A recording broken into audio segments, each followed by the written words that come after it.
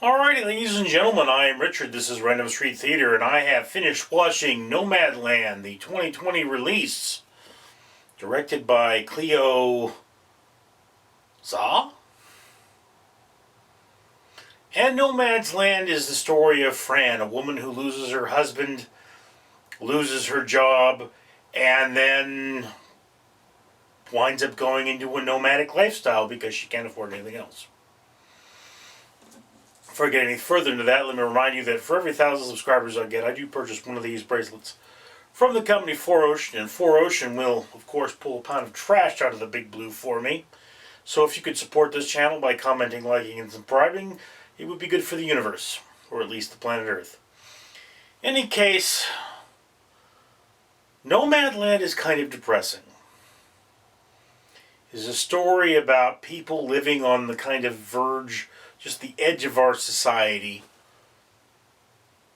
They're somewhat minimalized, living a more primitive lifestyle than our own. They're more connected with the earth than they're hippies, but in this particular story, they are depicted all as being elderly, sick, and having a lot of trouble just forging those bonds that, run much of our lives. And this resonates strongly with the modern American zeitgeist because the pandemic and we're all feeling very isolated. And I just saw on the news that they say 300,000 fewer children will be born this year because of the pandemic. And I mean, you look at these people, it's like, it's like I was married and my husband died. And then 2 years later, you find out that person has passed away and they're going, we're having this sort of a lifestyle, a revival of nomadency, but it's what it is these are kind of desperate people who don't want to connect because connections are too painful. This is seen very early on. There's a scene where this gentleman has passed away and they're trying to find an owner for the dog that he had. And I mean, the girl, she walks up to the dog and she almost pets it, but she doesn't. She runs away because she's afraid of creating that bond, because she knows if she touches that dog, she's never going to want to leave that poor animal. And the dog kind of looks at her longingly and whimpers as she runs away. So, to a certain extent, the nomads in this are depicted as running away from society and the normal connections thereof. Now, I've read about nomad culture and the fact that, more and more Americans are becoming nomads because they have to move to wherever the jobs are. And, it's really hard to buy a home and then, have something happen. It's like we're all familiar with Flint, Michigan, where it's like, why don't people just move? Well, they can't move because who would buy their house? They'd have to just, let the property go derelict. And, what do you do in that case?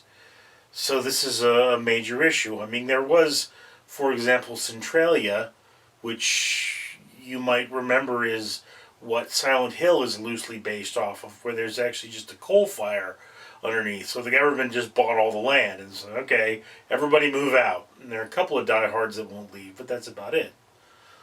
So yeah. Now, to be clear, Nomadland is R-rated. The main character, who is not the youngest woman on the world, but still in very good shape, gets naked, which I think is the only scene that really makes it like that. But this is not a movie that is going to jump out at you and entertain you. It is not for entertainment. It is a slow, methodical film designed to make you think. And in that right, it is indeed a very good movie.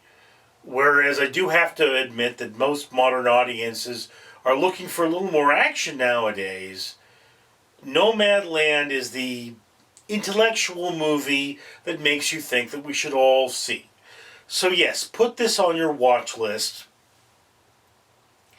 It's a film that gets awards and everybody has to watch because there's going to be some dude at a party that's going to start talking about it, and you need to know what they're talking about.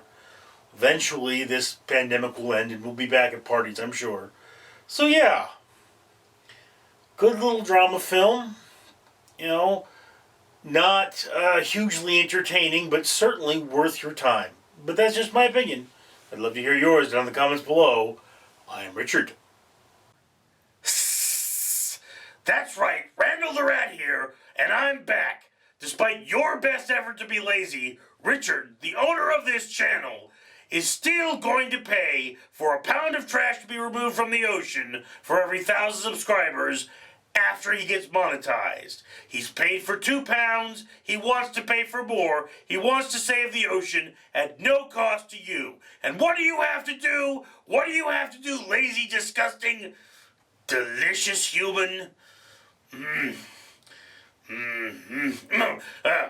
You have to like this video and comment on it and encourage people to subscribe. Randall the Rat, could you come over? I mean, you look delicious.